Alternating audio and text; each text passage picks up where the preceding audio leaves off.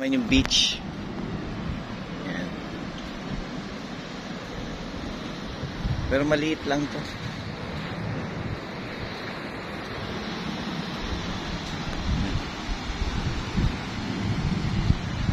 Diba?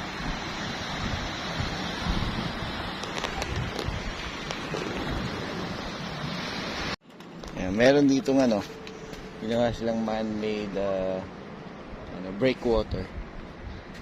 Pero madulas eh. In-attempt kong maglakad pero buti na lang hindi ako nadulas. Pero try natin dito sa mababa.